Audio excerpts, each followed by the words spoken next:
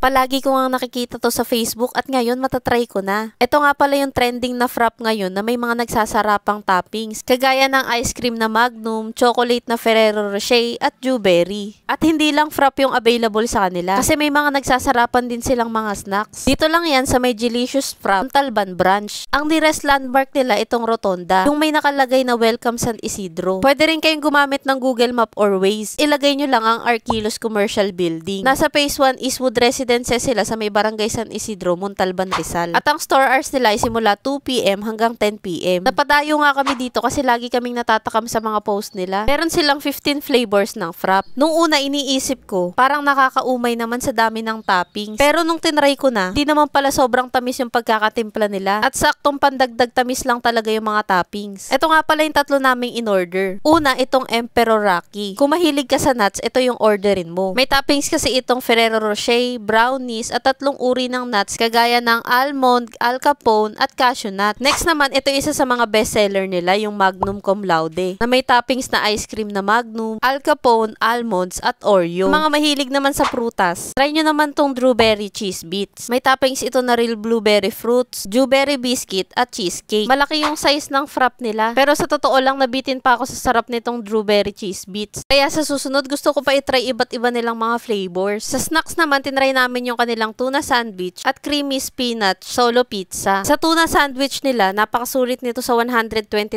pesos. Naghati na nga lang kami kasi napakalaki nito. May palaman itong gulay na lettuce, kamatis, pipino, itlog, at hindi nila kayo titipirin sa tuna. Hindi lang tuna sandwich yung available sa kanila kasi meron pa silang hotdog and ham sandwich, Hungarian sausage sandwich, patty sandwich, at meron din silang fries. Yung isa pa naming tinry, yung pizza ng Project Pizza Hub. Ito nga pala yung mga 6 inches solo saver pizza nila. At itong creamy spinach yung in-order namin. Sulit na to para sa 89 pesos. Masarap yung pagkakatimpla nila at mainit-init pa talagang isi-serve sa inyo. Napakasulit ng pagdayo namin dito. Kapag try pa kami ng pizza, sandwich, at mga nagsasarapang frap. Kaya kung naghahanap ka ng merienda ngayong araw, nako, eto na yung sign para itry mo na rin kumain dito sa Delicious Frap at Project Hub Pizza. Kumbitin nga pala kayo sa mga solo saver nila. May mga malalaking pizza din sila at ito yung menu nila. Pakipost na lang para mabasa. Hello nga po pala kila Ma'am Sally at Ma'am Christine. Salamat po sa napakagandang experience namin dito sa Delicious Frap at Project Hub Pizza. Siya nga pala guys, kung may marerecommend kayong sulit na kainan dito sa May Montalban, paki-comment na lang para yun naman yung next naming dadayuhin. At para updated pa kayo sa mga sulit na dadayuhin naming kainan, huwag niyong kalimutang i-follow ang aking mga social media accounts.